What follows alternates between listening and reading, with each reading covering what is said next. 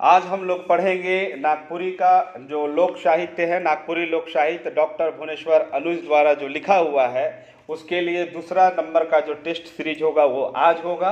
और उस क्रम में हम लोग जो अध्याय लिए हुए हैं लोक कथाएं, अध्याय 4 है। और ये अध्याय जो है, ये जो चैप्टर है, इस चैप्टर को आपको रांची नगर निगम का जो एग्ज़ाम होने वाला उसमें भी पढ़ना है, आपको सचिवालय में भी पढ़ना है और उत्पाद विभाग में भी इसको पढ़ना है।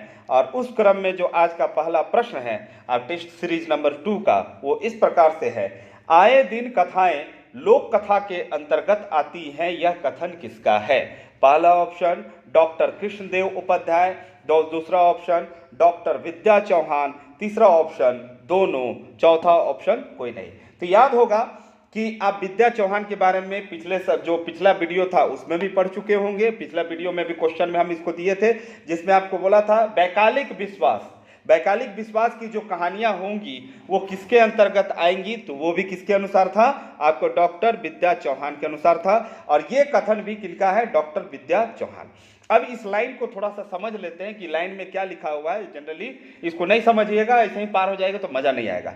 आए दिन कथाएं मतलब रोज दिन हमारे जीवन में जो घटना घट रहा है ना, एक दिन जाके किसी को सुनाएंगे, यही क्या है? लोक कथा है। किसके अनुसार? डॉक्टर विद्या चौहान के अनुसार।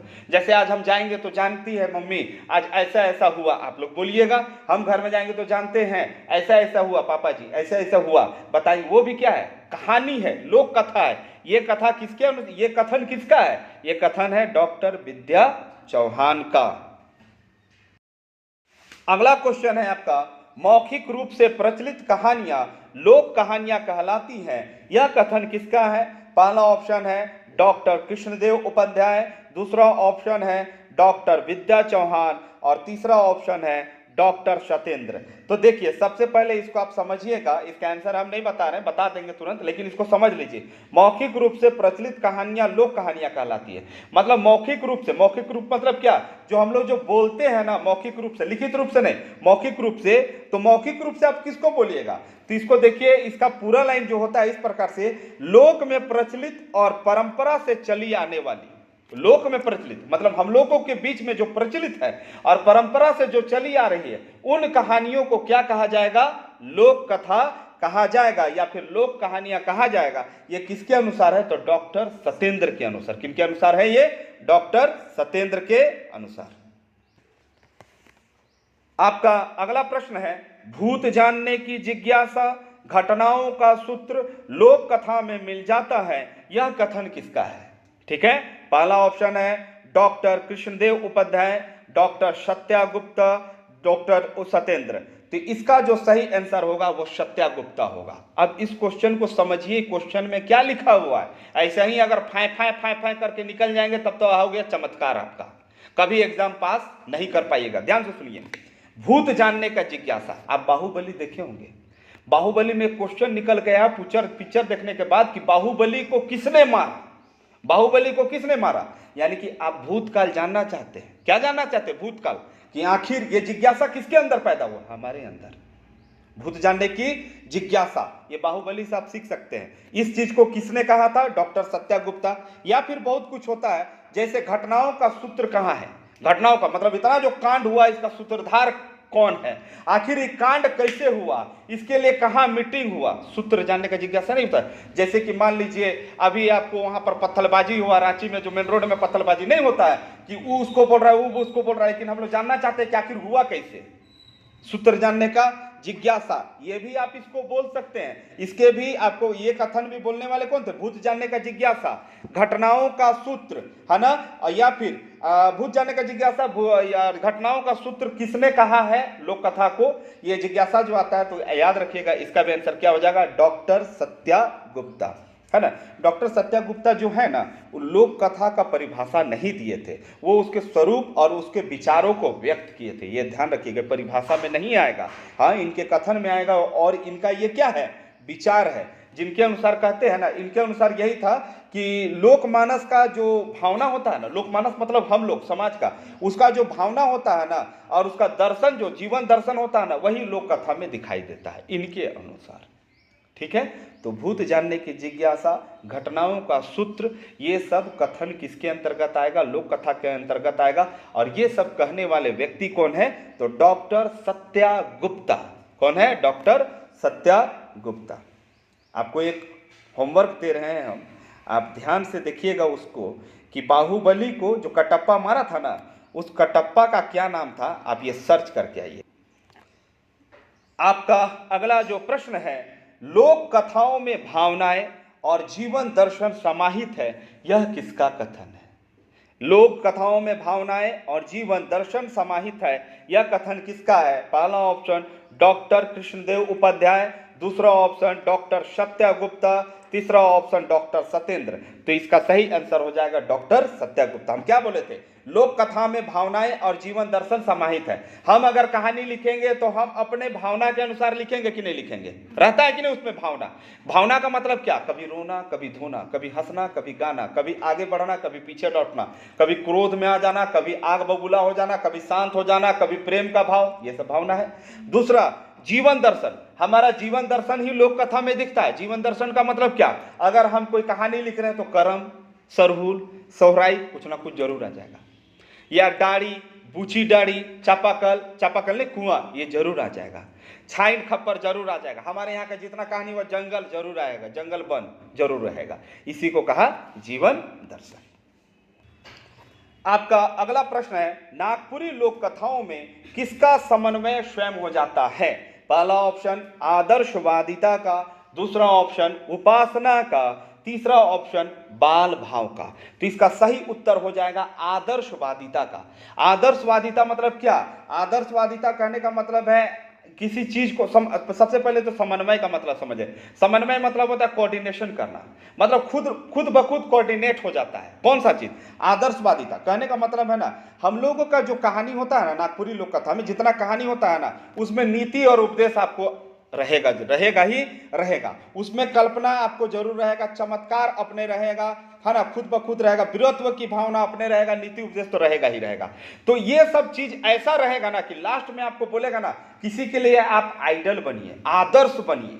मतलब आपको चोर डकैत नहीं बनना है, आपको बहुत अच्छा राजकुमार बनना है, या फिर बहुत अच्छा व्यक्ति बनकर बाहर निकलना है। उसी का कोऑर्डिनेट नागपुरी लोक कथा में किसका कोऑर्डिनेशन खुद ब खुद हो जाता है? तो आदर्शवादिता का। जितना भी कहानी होगा वो हैप्पी एंडिंग से होगा, और वहां पर हीरो जो होगा वो आइडलाइज्ड हो जाएगा, मतलब एकदम आदर्श होकर निकलेगा। आपका अगला क्वेश्चन है, नागपुरी लोक कथा का आदर्श भाव क्या है? पहला ऑप्शन है मंगल भावना, दूसरा ऑप्शन है दुख, तीसरा ऑप्शन है बाल भाव। तो देखिए, नागपुरी लोक कथा का आदर्श रूप क्या है? मंगल भावना। मतलब बीच में कुछ भी हो, राजकुमार का तलवार खो गया, राजकुमार से राजकुमारी दूर हो गई, राजकुमार राजकुमारी में खूब अरमान है, लेकिन लास्ट में क्या होगा? Happy ending. क्या होगा? Happy ending. उसी को बोला आपको मंगल भावना। वो तो हुआ, और बीच में जितना भी काम होगा वो भी अच्छे के लिए ही काम होगा।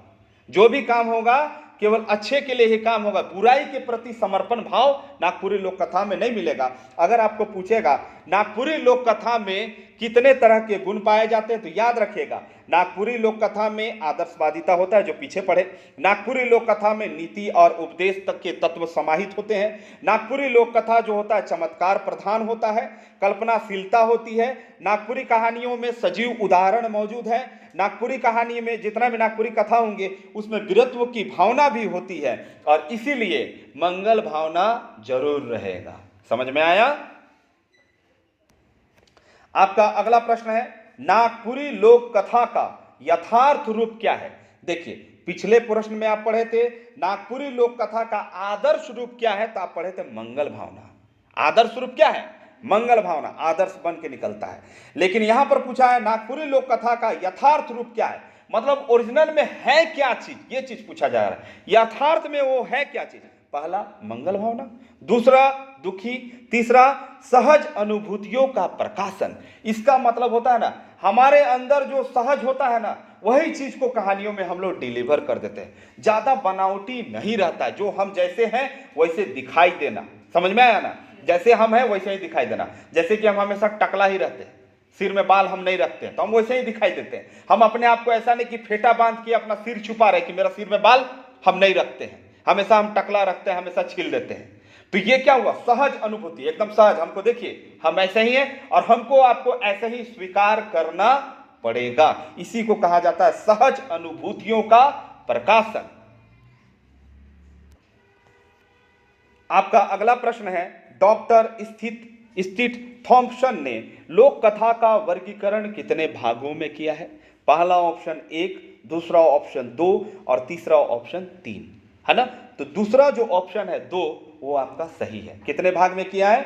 2 भाग में। देखिएगा स्टीथ थॉम्पसन जो थे, डॉक्टर स्टीथ थॉम्पसन, वो 2 भाग माने लोक कथा का वर्गीकरण किए 2 भाग में। पहला सरल कथा और दूसरा जटिल कथा। अब सरल कथा के अंतर्गत ऐसा कथा होता है जो एकदम सीधा साधा चलता है कि मतलब हम वहां गए, पानी भर के आए, फिर खाना बनाए, सो गए, एकदम सिंपल सा कहानी।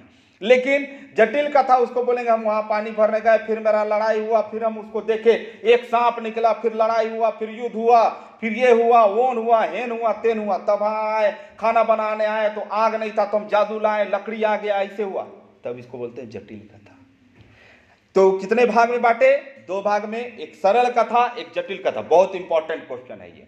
अब सरल कथा के अंतर्गत कौन कौन सा कहानी आता है याद रखिएगा, अगर नोट डाउन कर रहे हैं तो नोट डाउन कर लीजिएगा। धोखे का कहानी, मूर्खों का कहानी, ठगों का कहानी, बुरी पत्नी का कहानी, सौतेली माँ का कहानी, आलसी पति का कहानी, पशु पक्षी संबंधी कहानी या फिर धार्मिक कहानियां इसी के अंतर्गत आएंगी। आपको पूछेगा बुरी पत्नी किस कहानी के अंतर्गत आएगी, किस कथा के अंतर्गत में? सरल कथा। मूर्खों की कहानी, धोखों की कहानी किसके अंतर्गत आएगी? सरल कथा। आलसी पति का कहानी किसके अंतर्गत आएगा? सरल कथा। सौतेली माँ का कहानी किसके अंतर्गत आएगा? सरल कथा। बोलेगा कर्मा पूजा, सोहराई में, सरुल में जो कहानी सुनते हैं किसके अंतर्गत आएगा? सरल कथा। किसके अंतर्गत आएगा? सरल कथा। जीव जंतु का जो कहानी सुनिएगा जिसमें जानवर बोलता है, जैसे जयमुरत परी पढ़ाए आपको, जयमुरत परी पढ़ाए, मुख बोलता तोता, उड़ता उड़ता हीरामन, घोड़ा वाला जो कहानी पढ़ाए वो किसके अंतर्गत आएगा? तो आप क्या बोलिएगा? सरल कथा। क्या बोलेगा? सरल कथा, है ना। लगभग में सरल कथा, अब उसमें जादू मंत्र आ जाएगा तो जटिल कथा। ये चीज हम आपको समझाने चाह रहे हैं। आगे हैं चलेंगे, और जटिल कथा के अंतर्गत भी सुन लीजिए। तो जटिल कथा के अंतर्गत में परी का कहानी, जयमुरत परी, तो जटिल कथा हो जाएगा। और उसमें भी परी आई थी, किसमें? मुख बोलता तोता और हीरामन के, नहीं सॉरी, उड़ता क्या था जी, हंसराज घोड़ा और मुखबंद बोलता तोता जो था वो आ जाएगा इसी के अंतर्गत। कौन है कहानी? तो परियों की कहानी, जादू की कहानी, दानवों की कहानी, मतलब जादू टोना वाला जहां आया वो हो जाएगा आपको जटिल कथा, और जो प्लेन चला वो हो जाएगा आपको सरल कथा। आपका अगला प्रश्न है इस प्रकार से, परी की कहानी किस कथा के अंतर्गत आती है? अभी बताएं, किस कथा? जटिल कथा। परी की कहानी, दानवों की कहानी, जादू की कहानी नहीं होता है। हाँ, हैरी पॉटर भी किसमें आएगा? जटिल कथा। नहीं, झाड़ू में बैठ के उड़ता था वो लोग। सौतेली माँ की कहानी किस कथा के अंतर्गत आएगी? तो सौतेली माँ हो, आलसी पति हो, बुरी पत्नी हो, मूर्ख हो, ठग हो, धोखा हो, किसमें आएगा? धार्मिक कहानियां हो, है ना, धार्मिक कहानियां हो, पशु पक्षी की कहानी, सरल कथा। किस कथा में आएगा? सरल कथा। नोट डाउन करते चलिएगा बाबू लोग, हाँ, बगैर नोट डाउन का नहीं चल बे। डॉक्टर सत्येंद्र ने लोक कथा का वर्गीकरण जो है कितने भागों में किया है? तो कितने भागों में? पहला ऑप्शन है 7, दूसरा ऑप्शन है 5, तीसरा ऑप्शन है 6, चौथा ऑप्शन है 9। तो इसका सही उत्तर हो जाएगा आपको कितना भाग? 7। कितने भाग? 7। अब ऐसा है कि ये डॉक्टर सत्येंद्र जो है लोक कथा का वर्गीकरण किए, लेकिन इनका वर्गीकरण डॉक्टर गौरीशंकर के डॉक्टर गौरीशंकर थे उनके वर्गीकरण से भी मिलता है, और डॉक्टर कृष्णदेव उपाध्याय उनके वर्गीकरण से मिलता है, लेकिन उनका संख्या कम है। इनका संख्या 7 है। इनका संख्या कितना है डॉक्टर सत्येंद्र का? 7 है। ठीक है, याद रहेगा ना, कोई दिक्कत नहीं होना चाहिए जहां तक हमको लग रहा है। आगे है ना। तो इनका जो वर्गीकरण है उसको थोड़ा सा आप जान लीजिए कि इनका वर्गीकरण क्या क्या है बाबू, ये वर्गीकरण कैसे किए भी तो जानना जरूरी है ना। तो इनका वर्गीकरण जो है, पहला गाथाएं, पहला में क्या है? गाथाएं, लिख लीजिएगा, याद रखिएगा। दूसरा पशु पक्षी संबंधी या जिसको हम पंचतंत्र बोलते हैं वो है। तीसरा परी की कहानियां। चौथा विक्रम की कहानी, विक्रम बेताल सुने हैं ना, हाँ, विक्रम बेताल वाला कहानी।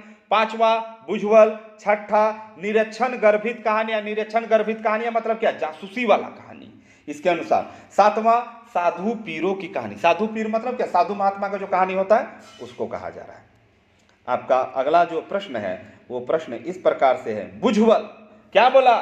बुझवल किस लेखक के अनुसार लोक कथा का एक प्रकार है? पहला ऑप्शन डॉक्टर सत्येंद्र, दूसरा ऑप्शन डॉक्टर कृष्णदेव उपाध्याय, तीसरा ऑप्शन डॉक्टर सत्या गुप्ता, चौथा ऑप्शन आपको क्या है? चौथा ऑप्शन डॉक्टर कुंदनलाल उप्रेती। तो अभी आपको बताएं बुझवल किनके अनुसार है?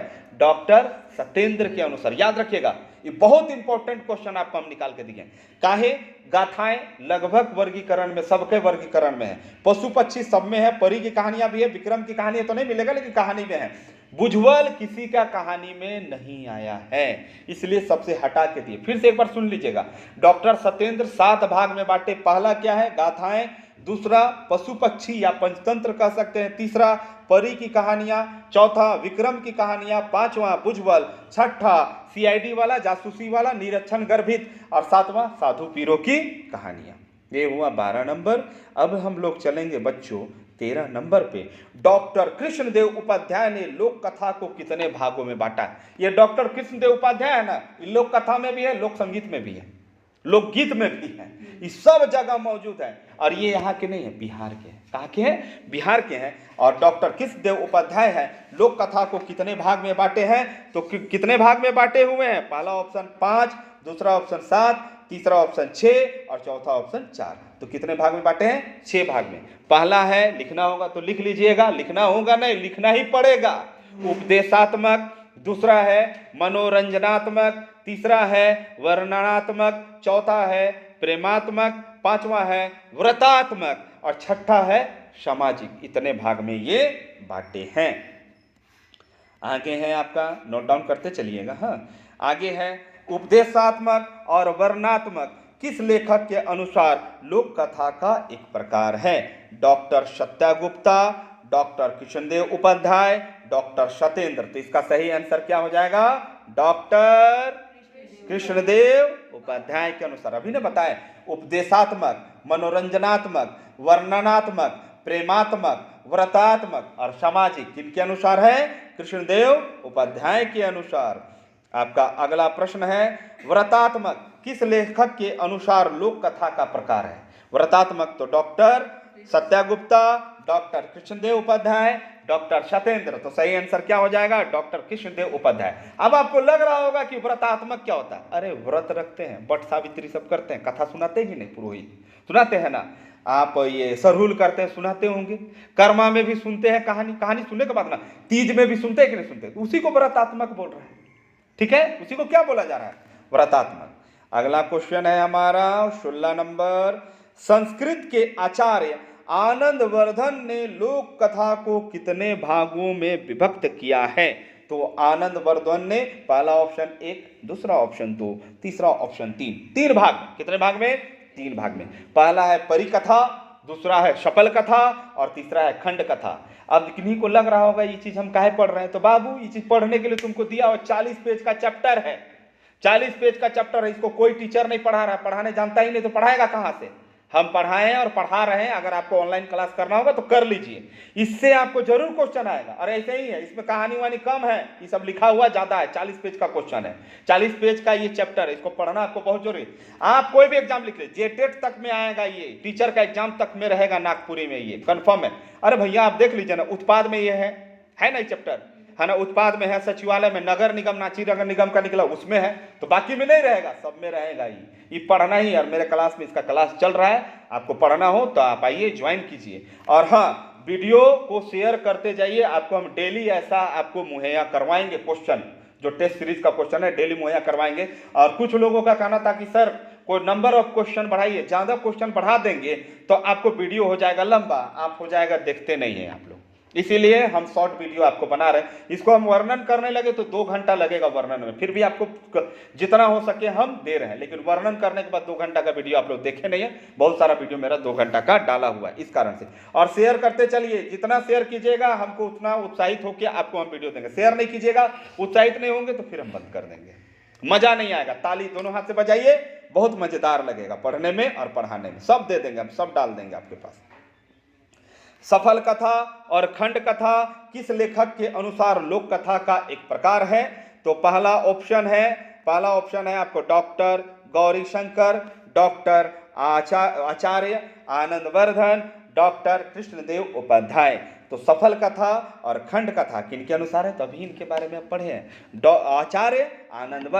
आचार्य आनंदवर्धन 3 भाग में बांटे हैं, परिकथा, सफल कथा और खंड कथा। बस बहुत अच्छे व्यक्ति हैं, 3 में बांटे। बाकी लोग तो हुमज के बांटते हैं, तो पढ़े में आंसा लागत है, थक जा रहा है आदमी याद करते करते। क्या लिखा हुआ है, हरिश्चंद्र आदि आचार्यों ने लोक कथाओं को कितने वर्गों में विभक्त किया है? तो कितने वर्गों में? पहला ऑप्शन 1, दूसरा ऑप्शन 2, तीसरा ऑप्शन 3 और चौथा ऑप्शन 4। तो कितने भाग में बांटा है? 4 भाग में। पहला क्या है? अर्थ कथा, दूसरा क्या है? काम कथा, तीसरा क्या है? धर्म कथा, चौथा क्या है? संकीर्ण कथा। ऐसे आ सकता है।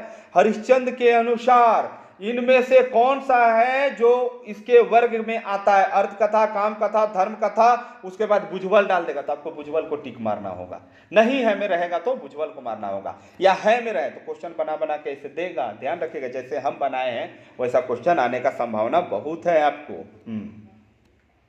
ये जो आप सोच रहे हैं ना नागपुरी हो जाएगा, इतना आसान नहीं है बाबू नागपुरी, जितना आसान आप लोग समझ के बैठे हुए हैं। पाश्चात्य विद्वानों ने लोक कथा को कितने वर्गों में बांटा है? पहला 1, दूसरा 2, तीसरा 3, चौथा 4। कितने भागों में बांटा है? 4 भाग में। कितने भाग में? 4 भाग में। और हरिश्चंद्र जी भी कितने भाग में बांटे थे? 4 भाग में। पाश्चात्य विद्वानों ने भी 4 भाग में बांटा है। कौन कौन? तो एक है कल्पित कथा, दूसरा है परियों की कथा, तीसरा है दान कथा और चौथा है पौराणिक कथा। आपका अगला क्वेश्चन है, नागपुरी में लोक कथाएं का वर्गीकरण कितने प्रकार से किया गया है? तो पहला है 5, दूसरा है 7, तीसरा है 6, चौथा है 4। तो नागपुरी में कितने भाग में बांटा गया है? 6 भाग। कितने भाग में? 6 भाग में। कि कितना भाग में? बाल कथा इसमें दिया नहीं हुआ है। कितना कथा हो जाएगा? 7 भाग। कितने भाग? 7 भाग। पहला होता है अनुष्ठानिक, दूसरा होता है विश्वास, तीसरा होता है प्रेमात्मक, चौथा होता है नीति, पांचवा होता है मनोरंजन और छठा होता है सामाजिक और सातवां होता है बाल कथा, जो बुक में नहीं लिखा हुआ है। ये एक्चुअली में कितने भाग में बटा हुआ है? 7 भाग में। पेज नंबर 61 में जाइएगा, वहां पर देखिएगा 6 भाग ही लिखा है, लेकिन बाल कथा भी इसी के अंतर्गत आएगा, इसलिए बाल कथा आपको डालना होगा। इसलिए कितना भाग हो जाएगा? 7 भाग। तो इस प्रकार से हमारा आज का वीडियो समाप्त हुआ है ना। लाइक, शेयर, कमेंट ये सब आप करते रहिएगा। शेयर तो जरूर कीजिए, लोगों के बीच में प्रसारित कीजिए। मेरा